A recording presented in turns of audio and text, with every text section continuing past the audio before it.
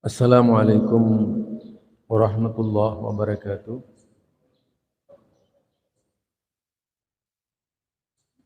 Innal hamdalillah nahmaduhu wa nasta'inuhu wa nastaghfiruh wa na'udzu billahi min sururi anfusina wa min sayyiati a'malina. May yahdihillahu fala mudilla lahu wa may yudlil fala hadiya lahu. Asyhadu an la ilaha illallah wahdahu la syarika lah wa asyhadu anna Muhammadan abduhu wa rasuluhu la nabiyya ba'da.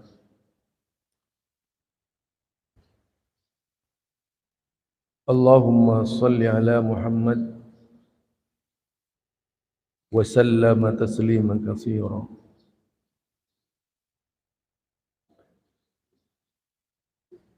Jamaah salat subuh yang dimuliakan Allah, layaknya sebagai hamba Allah kita senantiasa meningkatkan syukur kita kepada Allah dengan meningkatkan aktivitas ibadah, menguatkan akidah sesuai dengan perintah agama.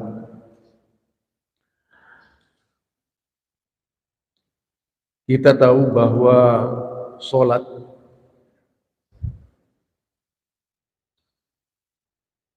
menempati posisi terpenting di dalam jajaran rukun Islam dan menjadi alamat atau tanda-tanda bagi seorang muslim mereka berada di mana, di posisi hamba Allah yang diridai Allah atau hamba Allah yang dimurkai Allah. Jadi salat itu bisa menjadi pertanda baik dan menjadi pertanda buruk.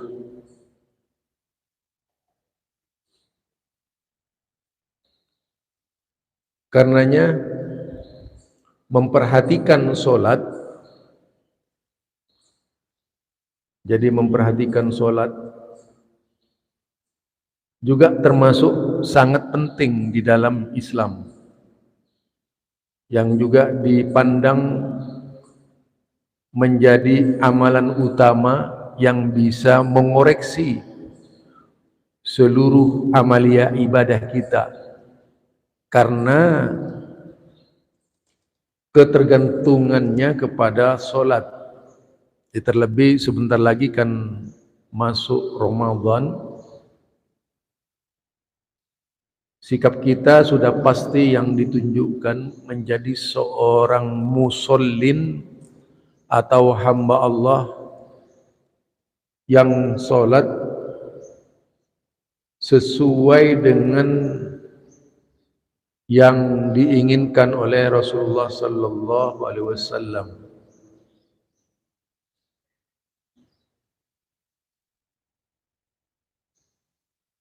Kalau di dalam hadis Rasulullah yang cukup populer dan mungkin semua ustadz hafal di luar kepala karena memang hadisnya sangat pendek walaupun dari potongan hadis panjang ya. Yaitu yang dikutip dalam berita resmi Muhammadiyah, wasallu kama ra'aitumuni usolli.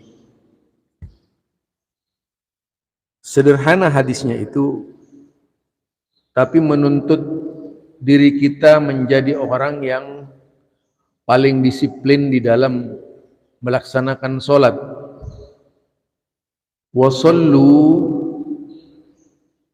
dan sholatlah kalian kama ra'aitumuni usolli, sebagaimana ra'aitumuni, ra'aitum, sebagaimana kalian memperhatikan aku, yaitu ni tadi, usolli, melaksanakan sholat, aku melaksanakan sholat. Itu yang disampaikan oleh Rasulullah sallallahu alaihi wasallam menjadi dasar tuntunan di Muhammadiyah. Karena memang ketergantungan kita kepada sholat itu sangat mendasar sekali. Amalan kita juga sangat mendasar sekali ketergantungannya kepada sholat. Puasa kita juga tergantung kepada sholat. Zakat kita tergantung kepada sholat. Haji kita tergantung kepada sholat. Kalau sholatnya dinilai gugur, maka akan gugur seluruh amalnya. Itu di dalam memahami perspektif sholat,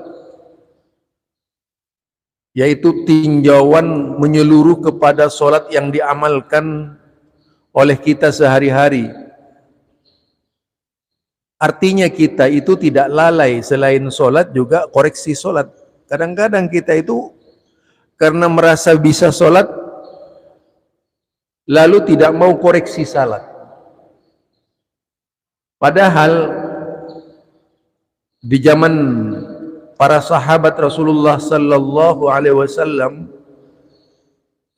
selalu berusaha memperbaiki sholatnya. Bagaimana menjadi seorang musallin yang mendapatkan predikat mardiyah dari Allah Subhanahu wa taala. Kalau kita sudah mendapatkan mardiyah, ya, rodiyatan mardiyah tadi dari Allah Subhanahu wa taala, itu menunjukkan bahwa sholat yang kita amalkan diterima oleh Allah Subhanahu wa taala. Tetapi kita tidak bisa menjamin diri kita, walaupun sejak kecil sampai kelak menjadi usia lansia, bahwa sholat kita bisa diterima oleh Allah. Itu tidak ada jaminan jika kita tidak mengasaskan ibadah sholat kita sebagaimana yang dicontohkan oleh Rasulullah sallallahu alaihi wasallam. Para sahabat itu luar biasa, Pak. Kalau disimak dalam sejarah-sejarah Islam itu, ya, para sahabat sangat luar biasa memperhatikan sholat. Para sahabat selalu mengoreksi sholatnya, selalu ingin menyamakan dengan Rasulullah dalam mulai dari gerak-gerak sholat sampai bacaan-bacaan sholat. Itu jika kita mau memperhatikan sholat, jika kita punya perhatian terhadap sholat yang diamalkan. Pengamalan sholat, karena sangat pentingnya, hingga kalau dilihat di dalam bab sholat kitab-kitab hadis itu, antara hadis satunya dan hadis lainnya akan saling menyempurnakan kedudukan sholat. Sehingga ada yang disebut dengan fikih hadis sholat. Berita berkaitan dengan sholat yang dimuat secara sempurna dalam bab-bab sholat. Misalnya ulama-ulama, mulai dari ulama dahulu kala, mulai dari imam yang 4 sampai Ibnu Taimiyah, Ibnu Qayyim al-Jauzi, dan seluruh ulama-ulama fikih berusaha melukiskan dengan yang sebenar-benarnya seperti apa solat Rasulullah sallallahu alaihi wasallam. Mereka mencari berbagai inspirasi yang bisa memudahkan dapat melaksanakan solat Rasulullah sallallahu alaihi wasallam dengan benar. Itu ulama-ulama dahulu kala. Kalau kita kadang-kadang diperingatkan, saya udah solat kok, diperingati solat terus. Padahal hal yang demikian sangat menuntut diri kita berperilaku di dalam solat sesempurna mungkin untuk bisa meraih, mendapatkan tidak hanya sekedar pahala, juga ridha Allah Subhanahu wa taala. Karena susunan solat itu sendiri, mulai dari takbiratul ihram sampai salam, itu tidak bisa dilepaskan dari praktek-praktek Rasulullah sallallahu alaihi wasallam. Sebagaimana tertuang di dalam hadis-hadis Rasulullah. Dan solat itu akan sangat berpengaruh kepada pelakunya. Sampai sejauh mana aktualisasi solat, proses solat yang diamalkan oleh hamba Allah tersebut sesuaikah dengan sunnah atau tuntunan Rasulullah atau tidak. Kalau sesuai dengan tuntunan Rasulullah sallallahu alaihi wasallam, cara-caranya, bahkan batinnya kalau bisa, yaitu kehusukan, maka yang demikian baru bisa memberikan dampak pada perilakunya. Manusia Indonesia ini yang kita pahami, manusia Indonesia yang kita pahami dari masyarakat Islam misalnya, itu kayaknya susah dalam kehidupannya untuk bisa meraih rahmat Allah Subhanahu wa taala. Rahmat Allah yang saya maksudkan adalah rasa damai, rasa tenang yang terdapat galau, keluh kesah bertebaran di seluruh penjuru anak-anak bangsa muslim di Indonesia ini. Sepertinya seolah-olah solat yang diamalkan tidak memberikan dampak terhadap perilakunya. Yang korupsi walaupun jidatnya hitam, makin dahsyat korupsinya itu. Yang pakai tasbih, makin dahsyat menipu umat. Padahal tidak henti-hentinya melaksanakan ibadah haji. Makin banter memutar biji tasbih, makin kuat korupsinya ini. Makin kuat maksiatnya. Makin banyak melaksanakan sholat, makin banyak melakukan kemungkaran. Esensi solat yang diamalkan itu sama sekali tidak menyentuh hidupnya. Kalau dulu itu ada sosok seorang, yaitu seorang pemberontak di zaman Nabi ya. Dia seorang muslim. Tentu kita sudah mengenal di dalam sejarah Islam, namanya Dzul Khuwaisirah. Dzulkhuwaisyrah ini Pak adalah seorang pemberontak, seorang ahlul bid'ah ya. Kalau di Muhammadiyah bukan tidak ada Pak bicara bid'ah ini, kadang-kadang coba lihat di tarjih Muhammadiyah enggak ada bicara bid'ah. Setelah saya teliti, memang tidak ada Pak berbicara bid'ah dalam pengertian bahasa Arab, tapi berbicara bid'ah dalam pengertian bahasa Indonesia itu banyak di tarjih itu. Jadi saya ini mengangkat ahlul bid'ah. Kalau perspektif tarjih Muhammadiyah itu mengada-ngada gitu. Kalimat mengada-ngada itu ada dalam fatwa-fatwa tarjih setiap kali terkait dengan orang yang suka mengada-ngada. Itu bahasa Arabnya namanya bid'ah, Pak. Hanya saja agar tidak terkesan bahwa mengatakan bid'ah itu, karena orang begitu disebut kata bid'ah kaget langsung. Terperanjat itu.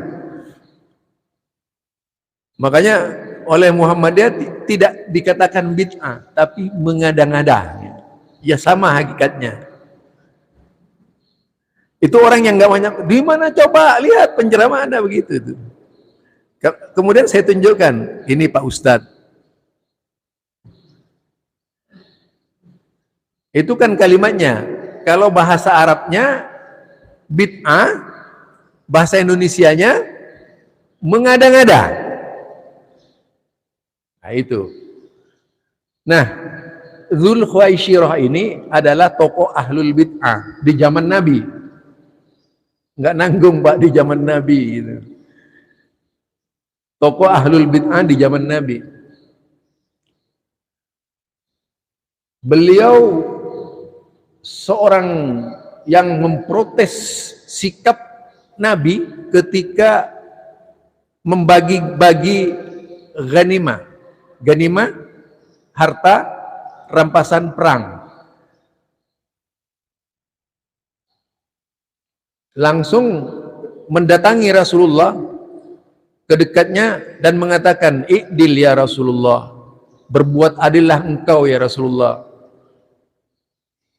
Siapa yang tentu saja sahabat kaget seluruhnya. Wah, berani banget nih orangnya. Radikal ya ini. Ini radikal, Pak. Ya, ini benar-benar radikal nih. Bayangkan seorang rasul dituntut untuk berbuat adil. Begitu mendengar ucapan Dzulkhuwaisyrah, berubah wajah Rasulullah sallallahu alaihi wasallam. Kalau engkau merasa aku berbuat tidak adil, lalu siapa lagi di dunia ini yang adil kalau aku dikatakan tidak adil? Kata Rasulullah sallallahu alaihi wasallam. Yaitu kalimat tadi yang tentu saja dirasakan sangat menyakitkan Rasulullah sallallahu alaihi wasallam. Lalu Umar, "Ya Rasul, izinkan saya menebas kepalanya Dzulkhuwaisyrah itu." Jangan gitu. Enggak boleh engkau seperti itu. Tapi kemudian Rasulullah bersabda, "Sayakhruju min di'di hadzal qaum ahdasu asnan wa sufahaul ahlam." Akan muncul dari generasi orang ini, yaitu usianya muda-muda tapi pikun katanya. Jadi dia termasuk sufaha, pikun, tak mau mengerti, sulit mengerti, memahami agama.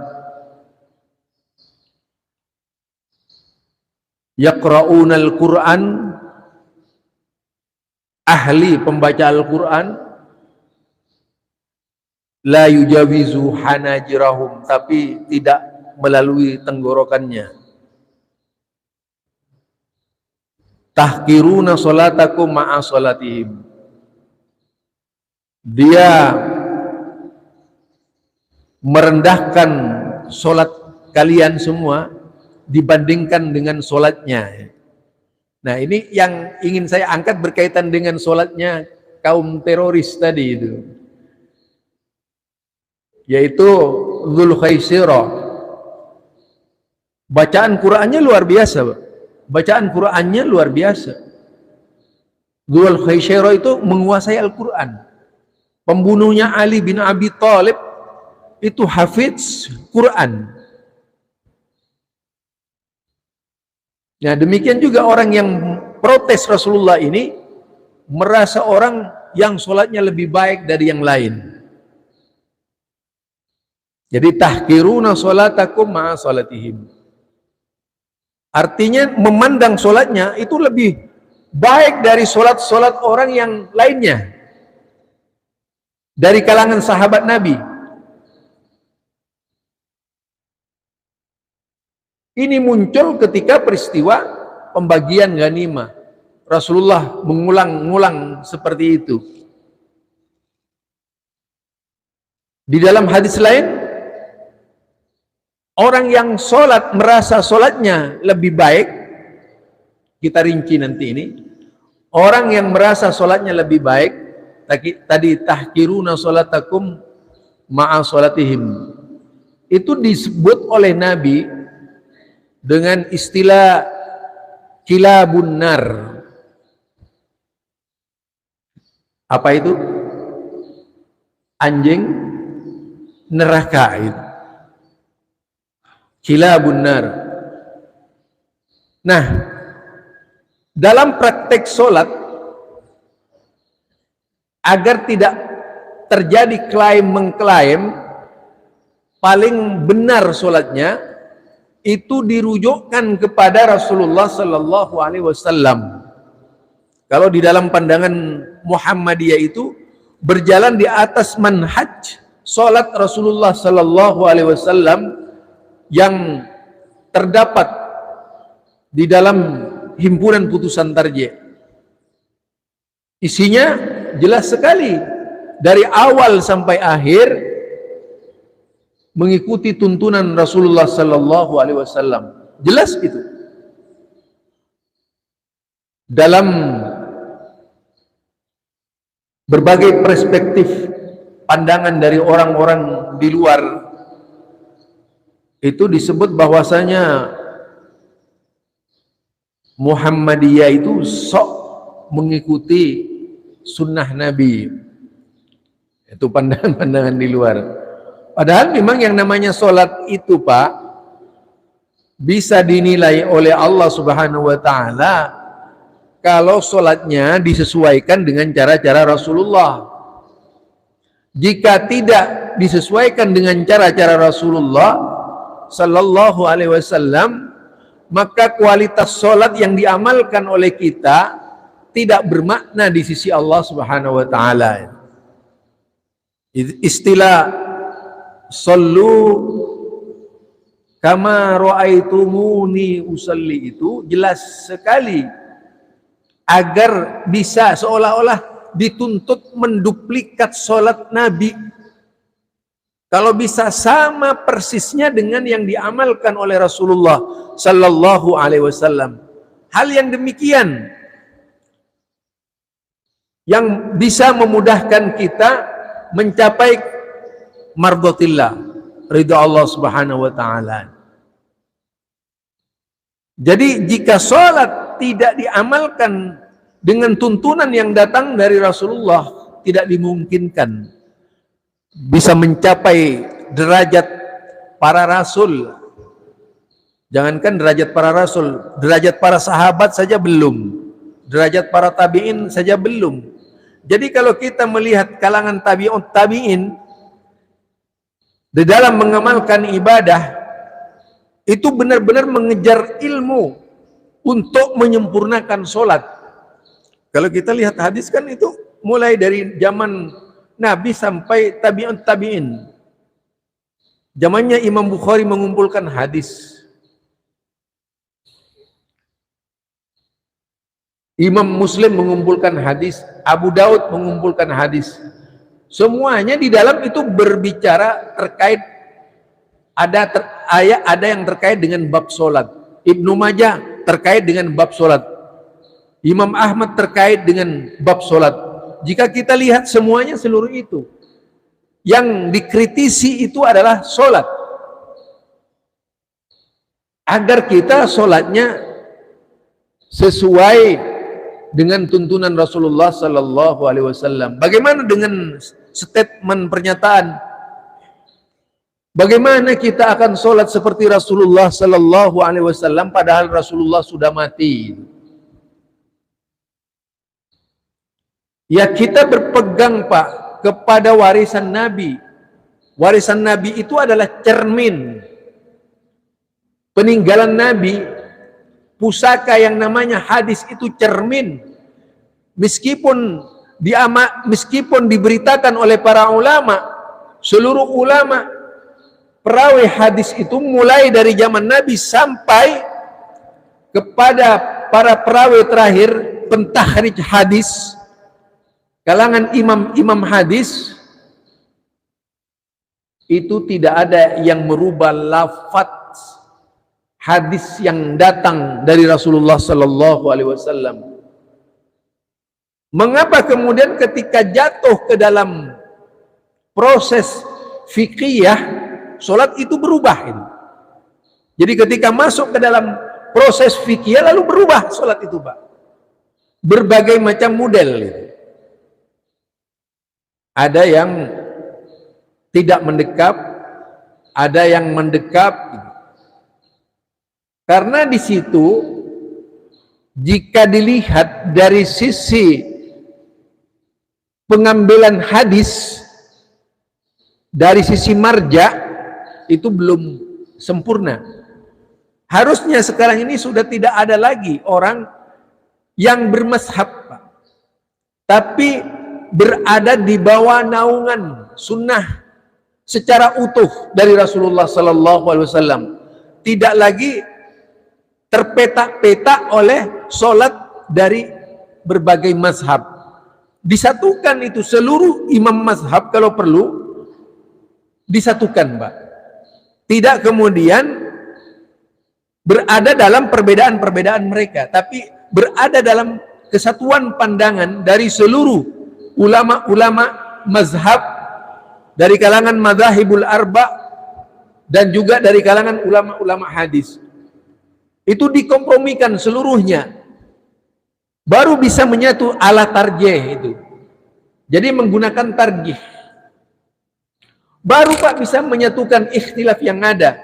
Tapi yang disayangkan masalahnya itu umat Islam kalau diajak kembali kepada Quran dan As-Sunnah tidak mau.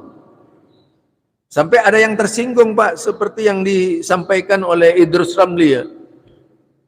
Kita dikiranya ini tidak mau kembali kepada Al-Quran, selalu diajak kembali kepada Al-Quran. Harusnya Pak, kalau seseorang itu diajak kembali kepada Al-Quran, bangga, bukan menggerutu dan sakit hati gitu. Kalau memang kembali kepada Quran. Memang siapa Anda ngajak kembali kepada Quran? Ada yang begitu. Ulama-ulama banyak yang begitu. Tidak mengerti hakikat harus kembali kepada Quran itu seolah-olah yaitu langsung melihat Rasulullah Sallallahu Alaihi Wasallam. Tidak harus Pak. Karena sudah ada Al-Quran, mushaf yang sampai kepada kita untuk dipelajari. Di bawah bimbingan ulama-ulama yang memang mengerti Quran. Memang ulama yang mengerti Quran. Di bawah bimbingan ulama-ulama yang mengerti hadis. Membaca hadis-hadis Nabi. Coba Bapak baca fikih. Baca fikih sekarang. Fikih berkaitan dengan sholat yang terdapat di dalam kitab-kitab imam mazhab. Pasti di situ terjadi perselisihan dari 4 imam itu. Tapi kalau kita bicara dan membaca kitab hadis bab solat, itu jauh berbeda Pak. Berbeda jauh.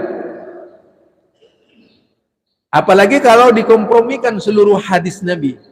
maka akan menjadi kesatuan solat yang sebenarnya. Tapi karena umat kita itu senang perbedaan, lebih suka berada di dalam naungan perbedaan sampai sekarang. Tidak mau diusik untuk saling mempertahankan pendapat yang ada. Ini persoalannya Pak, umat tidak mau bersatu di situ.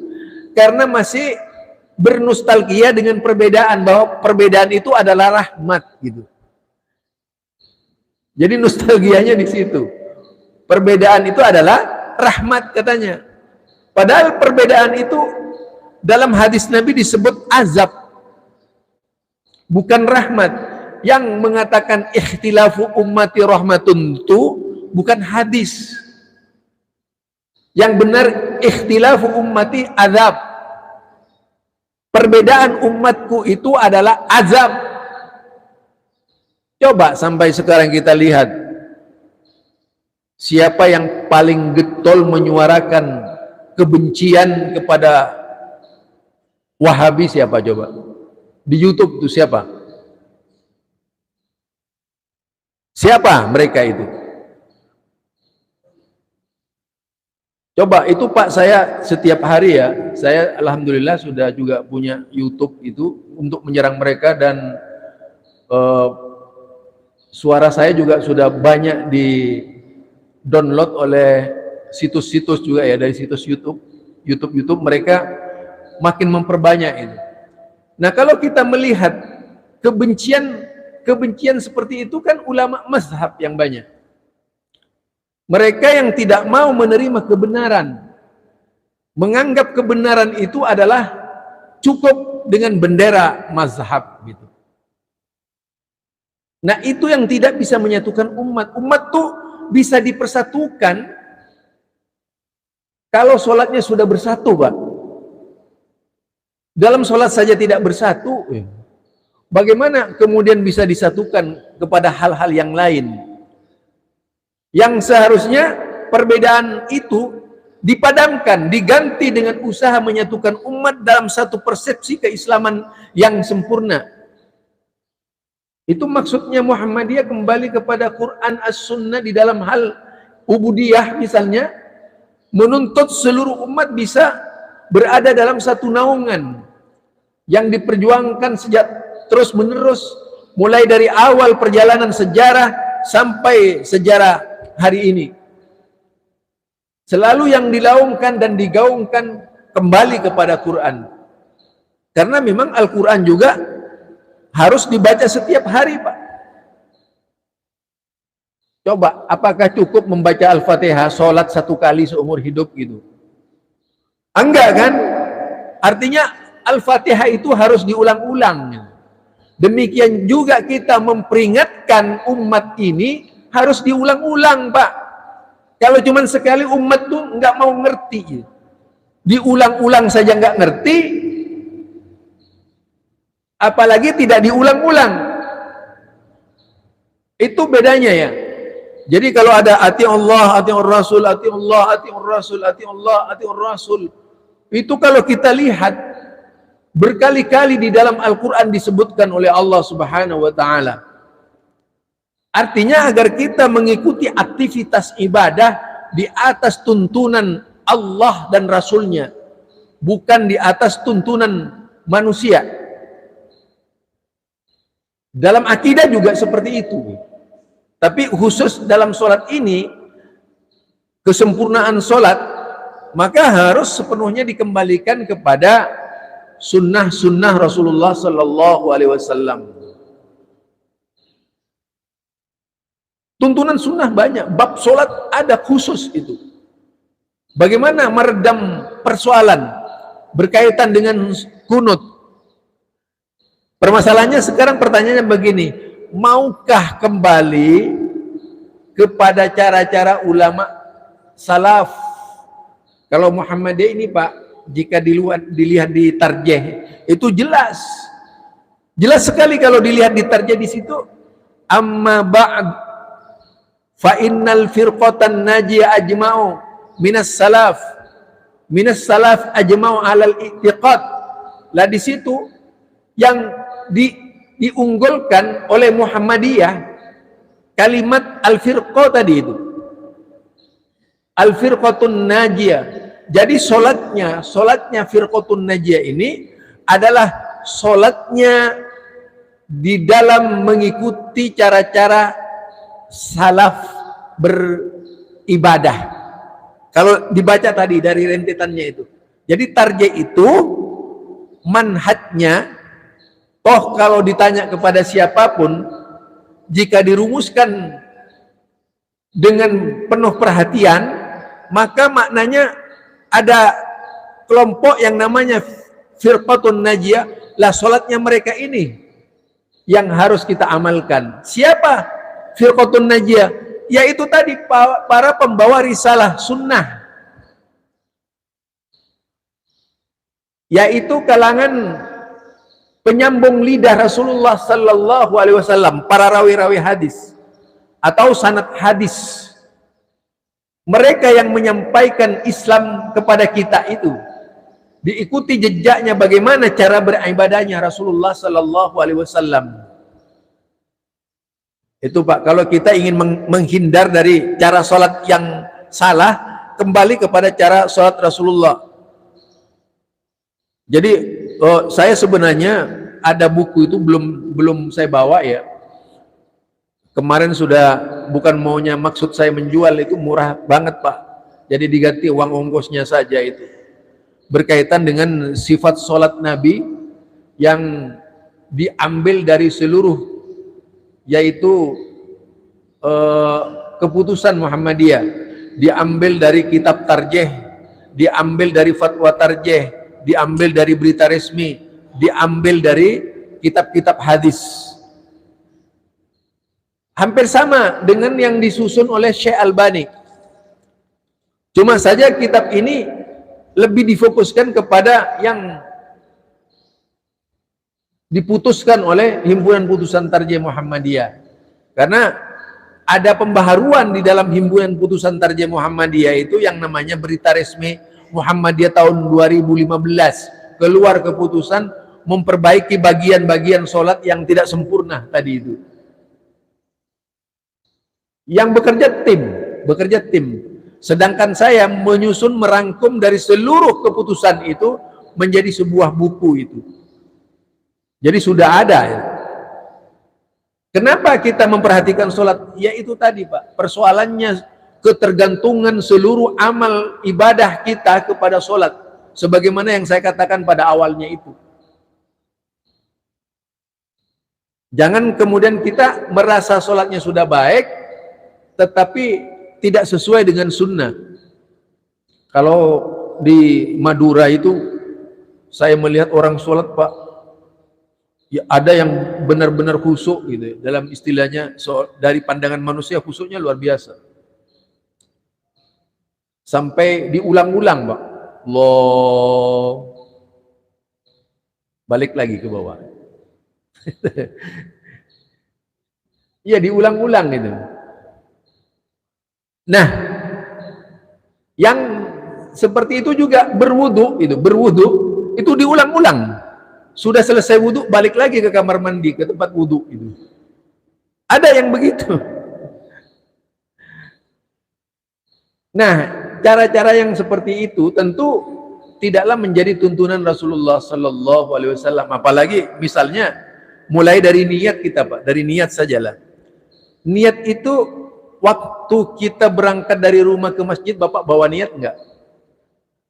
Bawa kan? Tapi dalam kaifiat mazhab beda Pak. Jadi qasdus syai'in muqtarinan bi fi'li, itu kitab Syafi'iyah. Orang yang mau sholat itu niat dengan menggambarkan seluruh aktivitas sholat ketika membaca usolli. Kira-kira bisa enggak? Jadi menggambarkan seluruh pekerjaan sholat mulai dari takbir sampai salam dalam satu niat. Itu fikih Pak. Padahal di zaman Rasulullah tidak begitu. Allah, begitu mereka masuk ke masjid, Allahu Akbar.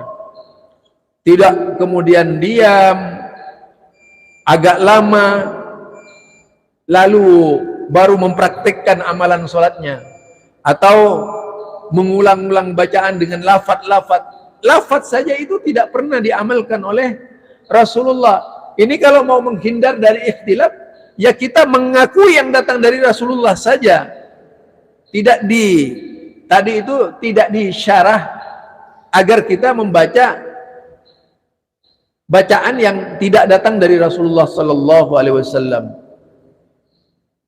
Itu Pak, masalahnya memang di dalam cara kita beribadah kepada Allah ini tidak dijelaskan secara detail. Itu ya, artinya di sini dalam bab salat ini memang sangat diperlukan perhatian kita, sehingga bagaimana agar kita sebagai hamba Allah benar-benar sesuai dengan sunnah Rasulullah sallallahu alaihi wasallam. Itu gambaran umum. Insya Allah nanti mungkin masih ada waktu kapan-kapan kita lanjutkan sekali lagi mengenai sholat ini secara rinci. Nah, agar inilah sholat ahlus sunnah sebagaimana yang diajarkan di Muhammadiyah. Barangkali itu saja Pak dulu. Mungkin ada pertanyaan sebelum ditutup. Nah, silahkan ini pemandunya Ustadz Sahroni.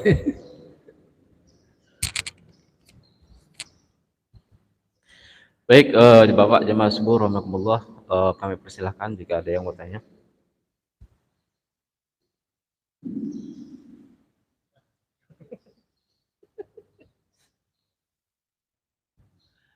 Bismillahirrahmanirrahim. Assalamualaikum warahmatullahi wabarakatuh. Selamat pagi Pak Ustadz. Tausiah pagi ini cukup menarik Pak. Tuntunan sholat menurut Rasulullah. Tapi semua umat yang ada di dunia ini merasa dia ikut tuntunan Rasulullah. Tapi mana yang hakiki yang benar? Ini yang jadi masalah. Nah ini kira-kira menurut Pak Ustadz, apa ciri-cirinya atau karakternya tuntunan sholat yang benar itu gimana? Kalau semua merasa dirinya benar, nah ini kan dalam prakteknya itu terjadi perbedaan-perbedaan yang mendasar.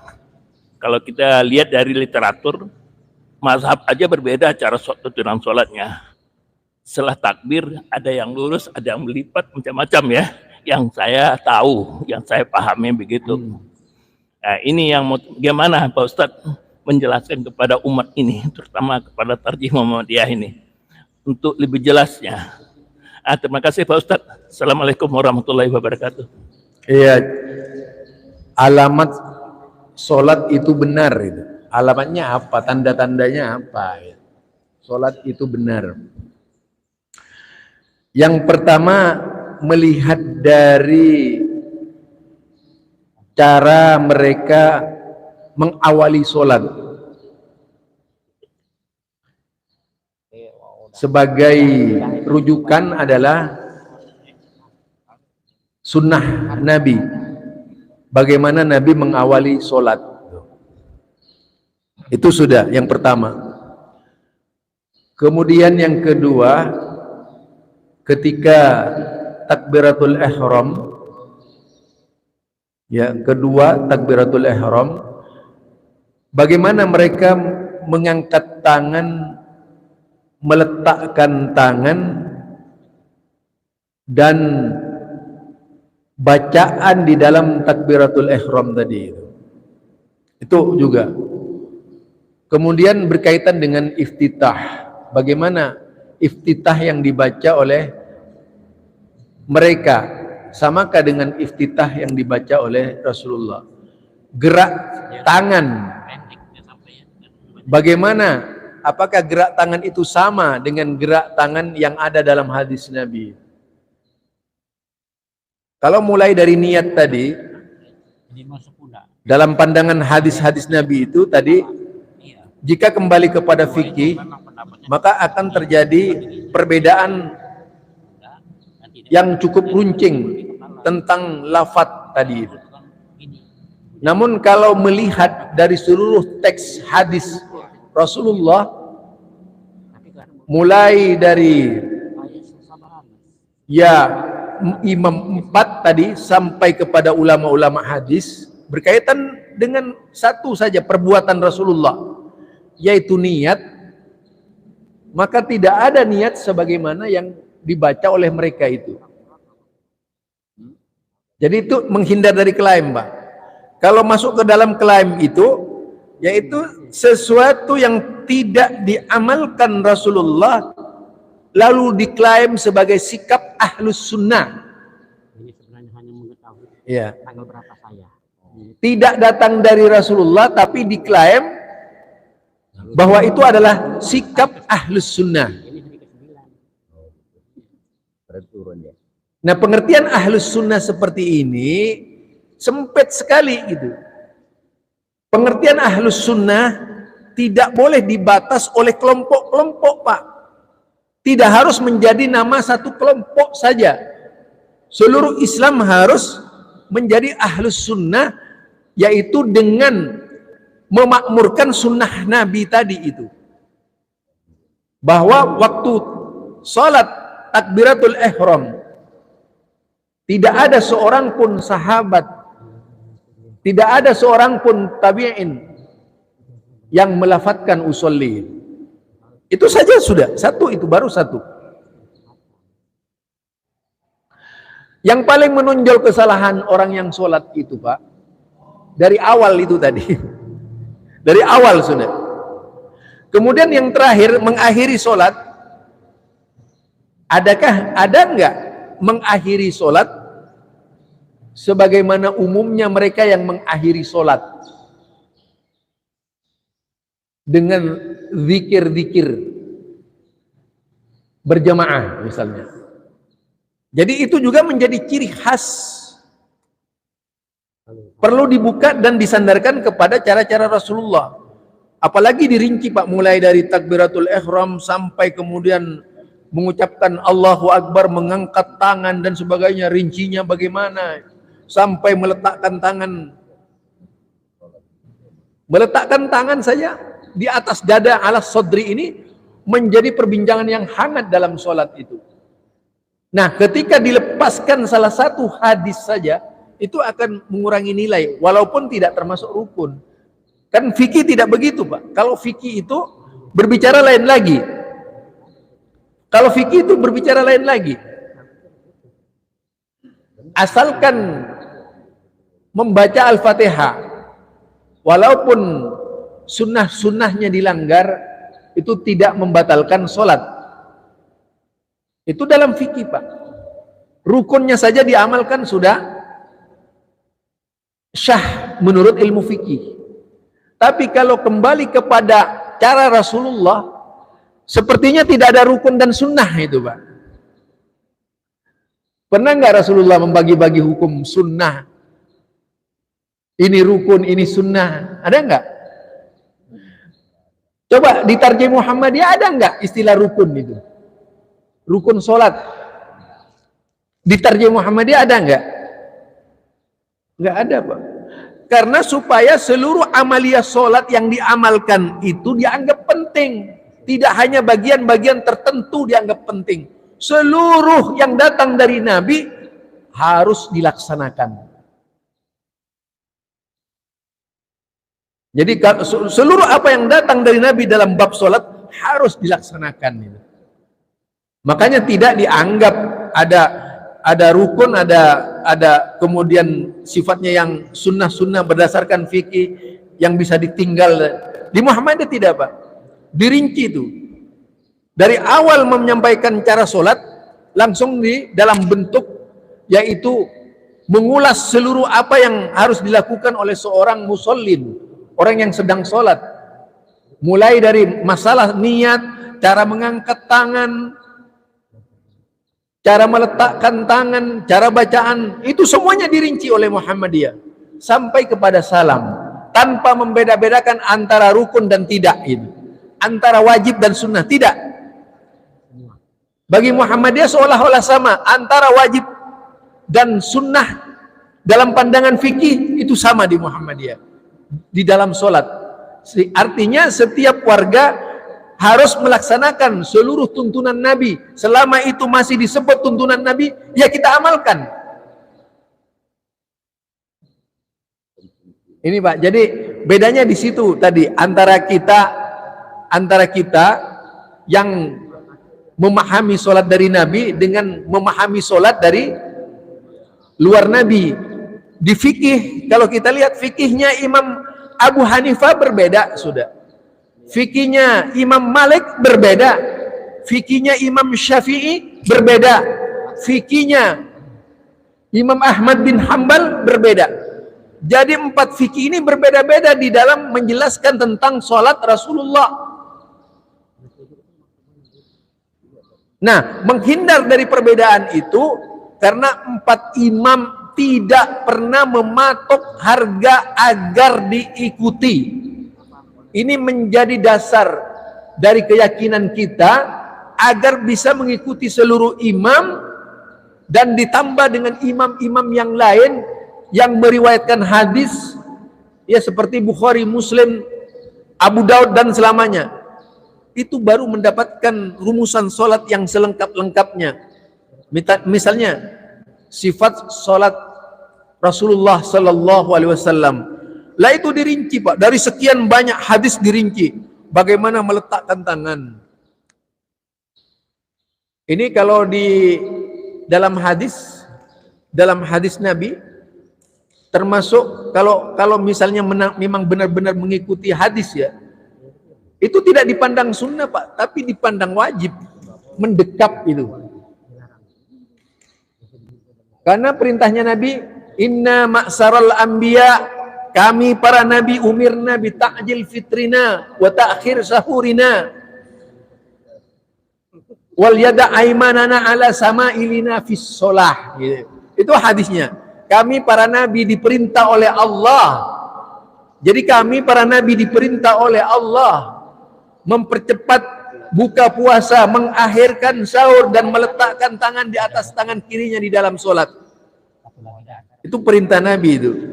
Perintah Allah. Tapi ini kan tidak masuk rukun, Mbak. Masuk rukun enggak ini? Enggak.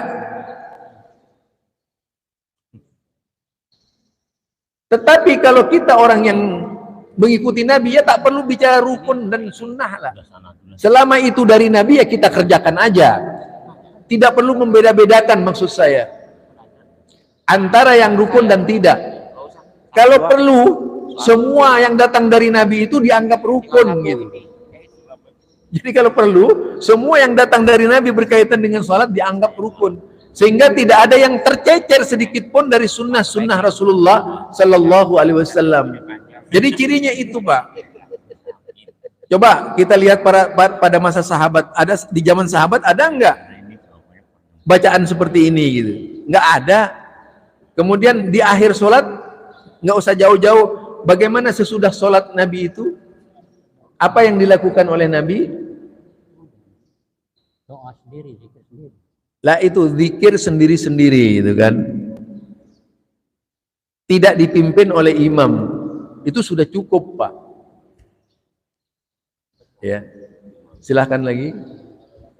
Baik Bapak, satu lagi ya, karena memang hari ini ada acara peduli yatim, kami batasi.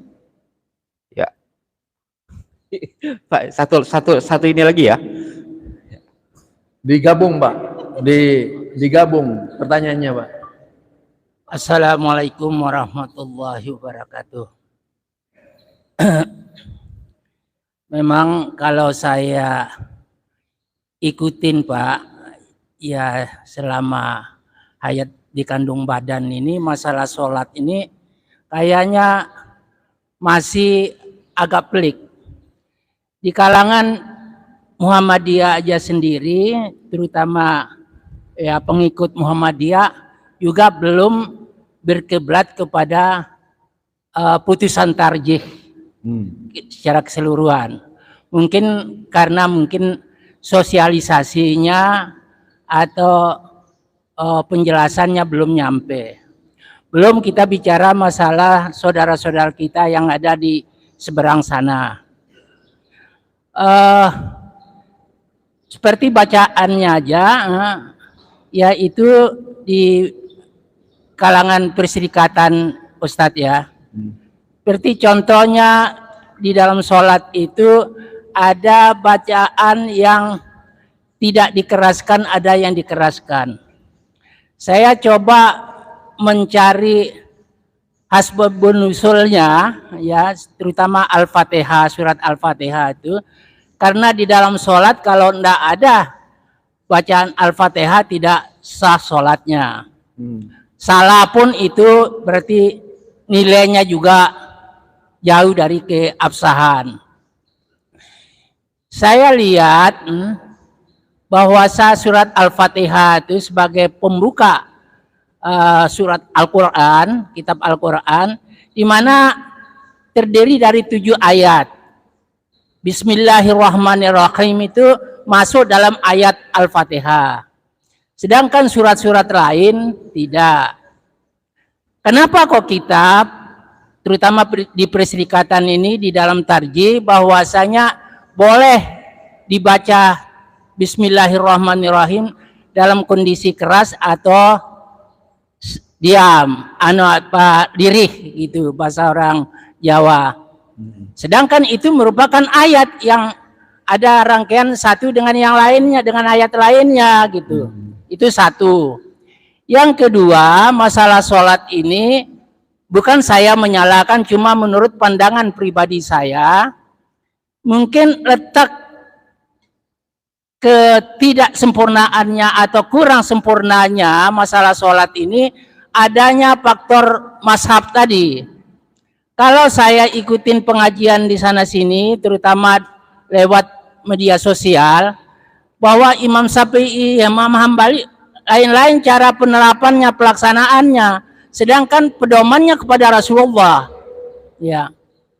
Itu mungkin letaknya bahwasanya kita umat Islam di dunia ini itu ya masih punya prinsip berbeda masing-masing gitu Pak Ustadz. Tolong saya dijelaskan atau kami dijelaskan bagaimana cara mensiasatin agar supaya ini bisa jadi satu tindak kesamaan pelaksanaan. Ya, jadi dari wudu, dari rukun sholat, dari yang wajib dikerjakan, yang tidak wajib dikerjakan itu kalau kita ikut ustadz-ustadz yang ada sekarang itu kayaknya juga ada ya banyak yang berbeda gitu. Saya kira itu aja sementara Ustadz. Mohon penjelasannya. Terima kasih. Wassalamualaikum warahmatullahi wabarakatuh. Ya, yang pertama kalau kita berbicara kualitas imam 4 ya. Pertama kita bicara kualitas imam 4. Saya tidak bermaksud memperbanding-bandingkan imam, nggak ada apa-apanya saya. Tapi kalau kita melihat hadis yang dihimpun oleh Imam Abu Hanifah, itu ada berapa hadis?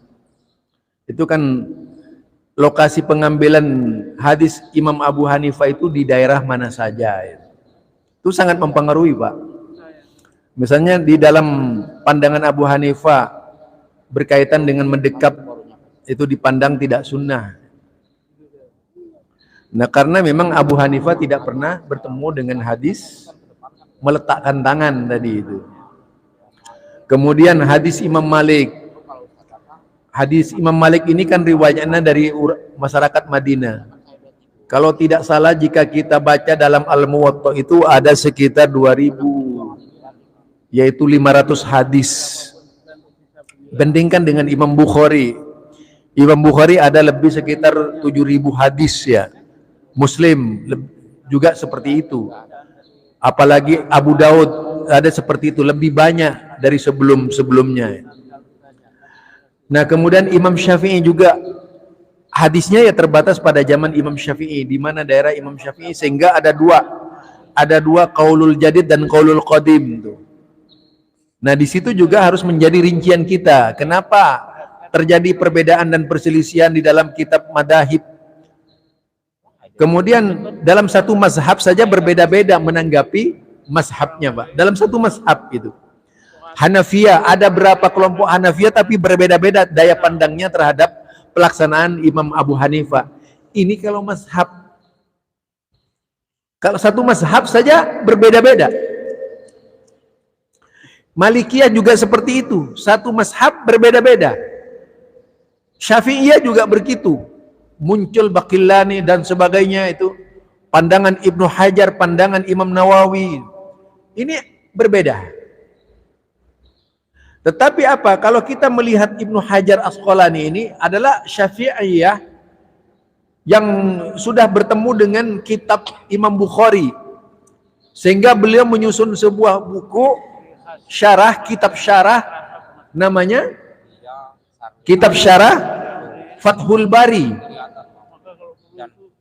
Imam Muslim disyarah oleh Imam Nawawi, dijelaskan secara detail di situ seluruhnya berkaitan dengan sholat sebagai pelengkap bahwa yang dimaksud mengikuti mazhab Imam Syafi'i ternyata kalau kita melihat dari dua, yaitu muridnya Imam Abu Hanifah, dua muridnya yaitu Imam Ibnu Hajar Asqalani dengan Imam Nawawi, muridnya Imam Syafi'i, itu berbeda dengan imamnya dalam banyak hal gitu.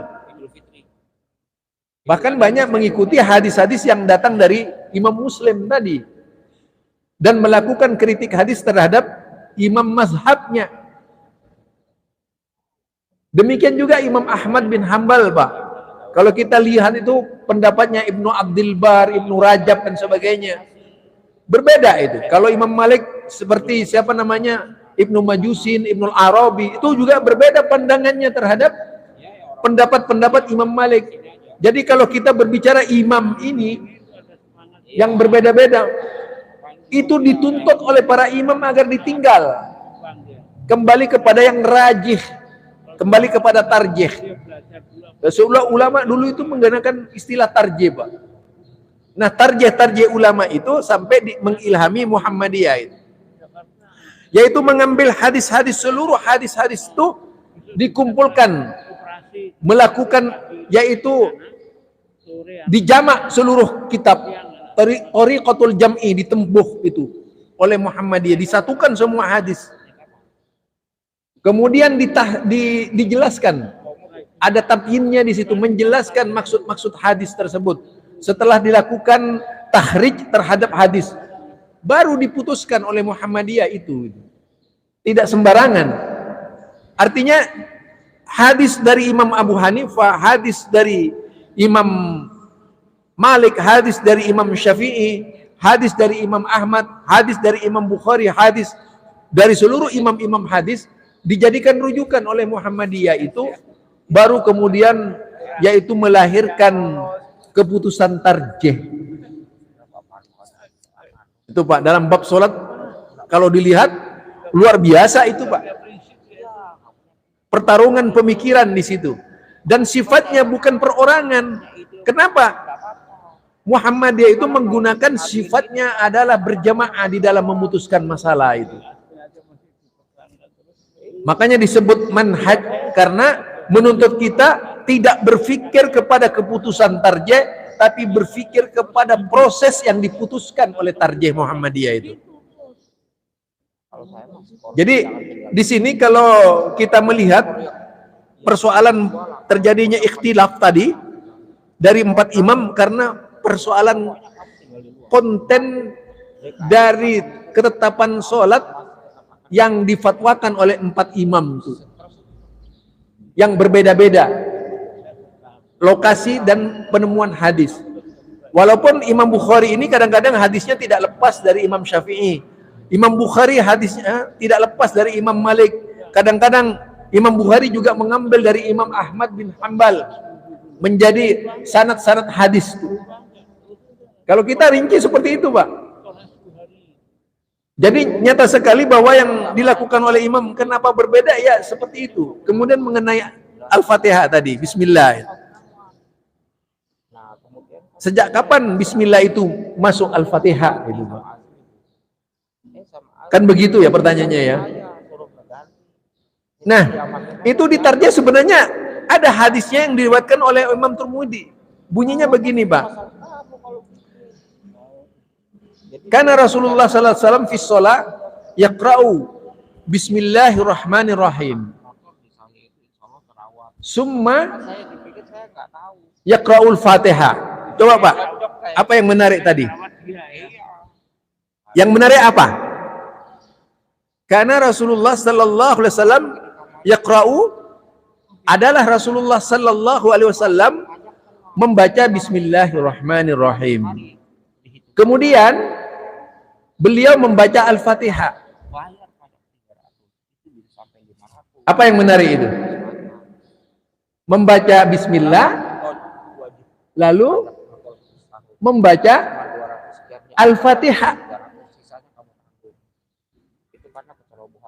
Artinya di sini bismillah tidak masuk ke dalam Al-Fatihah. Satu. Hadis Jibril yang diajarkan oleh Jibril dalam kitab Imam Bukhari juga. Ketika idza qala al-abdu alhamdulillahi rabbil alamin. Hamidani abdi. Allah berfirman, hambaku memujiku. Tidak dikatakan idza qala al-abdu bismillahirrahmanirrahim. Itu kalau kita rinci. Kemudian disinilah diantaranya imam tafsir, bukan imam mazhab lagi, ini imam tafsir, ada yang memasukkan itu ke Al-Fatihah karena ada yang membaca 7 surat itu, memasukkan Fatihah kepada 7 surat, 7 ayat. Tetapi ada juga mufassir yang tak mau memasukkan bismillah kepada 7 ayat. Akhirnya ada yang mengatakan ayatun mustaqillatin, ayat yang berdiri sendiri, bismillahirrahmanirrahim, tidak termasuk ke dalam, yaitu kalimat alhamdulillahirabbil alamin. Ini kalau dirinci Pak, di dalam kitab tafsir Ibnu Katsir itu jelas sekali perselisihan mengenai basmalah, dan itu panjang dibahas dari siapa Ibnu Katsir, kemudian disimpulkan oleh beliau dalam kitab khusus membicarakan tentang bismillah. Intinya kalau memang itu ayat, ini intinya Pak, kalau memang itu ayat dari Al-Fatihah, tidak akan terjadi perbedaan di dalam Islam. Ini ulama-ulama seluruhnya berbeda-beda. Ada yang mengatakan bagian dari Al-Fatihah, iya kan? Tapi kalau melihat rintetan hadis tadi, bunyinya ya seperti itu, bunyinya itu. Jadi yaqra'u bismillahirrahmanirrahim summa yaqra'ul Fatihah. Lah, di situ dibedakan bismillahirrahmanirrahim dengan Al-Fatihah. Lihat di Tarjih Muhammadiyah hadis itu.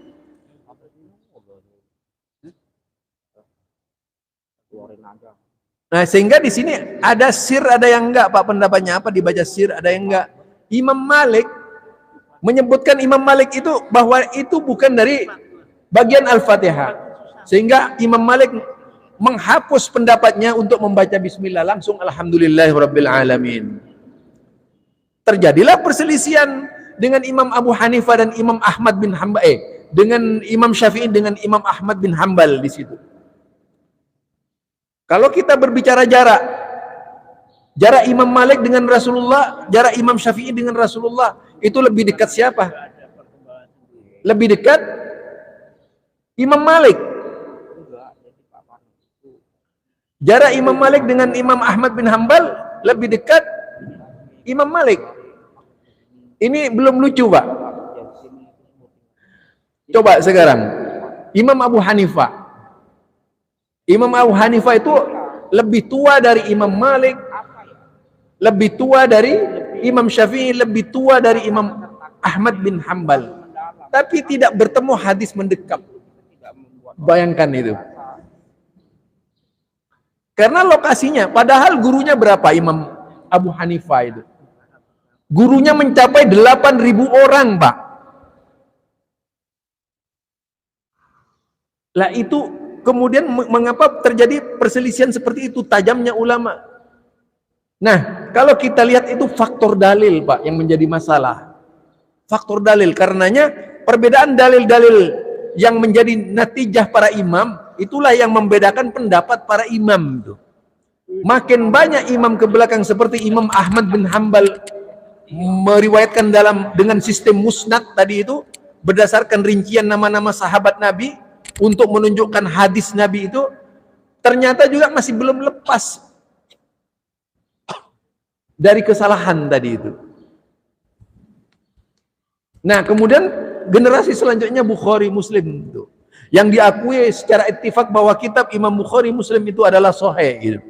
Beda dengan kitab Abu Daud, kitab Nasai dan sebagainya, masih dikatakan ada lemahnya. Walaupun Imam Tirmidzi menyebut hadisnya itu hadis sahih gitu ya, Jami'us Sahih, tapi ternyata kalau kita lihat di dalamnya itu banyak sekali kelemahan. Nah, itulah yang membedakan para imam di dalam permasalahan sholat. Nah, ini yang saya katakan, seandainya seluruh ulama sekarang ini bersatu, tidak bermimpi nostalgia dengan perbedaan masa lalu, itu bisa Pak disatukan itu. Harusnya ya majelis ulama lah hadir dalam hal ini. Ya kalau merekrut anggota majelis ulama ya orang yang mampu ilmu hadis itu gitu. Jangan semua orang masuk majelis ulama. Kadang-kadang sih Pak, saya di situ tuh melihat sendiri ya, karena saya pernah ngikuti standarisasi majelis ulama itu. Lalu diprotes oleh mereka itu. Sampai saya itu bersengketa dengan ulama-ulama di situ pada waktu itu. Dikeluarkan dari grup tapi secara ini tetap saja saya orang di situ, dai-nya. Saya nggak apa-apa dikeluarkan. Karena tidak ada untungnya. Hanya karena berbicara hadis Nabi, marah itu mereka. Dikeluarkan saya dari grup. Orang Buya Risman itu kemudian mendatangi saya itu. Buya Risman. Aduh Ustadz, kenapa sih Ustadz cari masalah? Saya kan cuma ngoji, saya bilang gitu. Ngoji majelis ulama. Itu barangkali ya Pak ya. Jadi intinya perbedaan yang ada ini memang bisa disatukan kalau ada keinginan dari seluruh ulama-ulama Islam menyatukan persepsi di bawah naungan Quran dan As-Sunnah sebagaimana yang dilakukan oleh Muhammadiyah. Coba, mana ada yang ribut organisasi? Ada nggak organisasi yang ribut? Di luar selain Muhammadiyah ribut semua itu Pak, kecuali Muhammadiyah nggak ribut-ribut tuh, karena yang dipegang Quran dan As-Sunnah. Itu saja. Subhanakallahumma bihamdika asyhadu an la ilaha illa anta astaghfiruka wa atubu ilaik. Assalamualaikum warahmatullahi wabarakatuh. Waalaikumsalam warahmatullahi wabarakatuh. Bapak jamaah subuh rahimakumullah.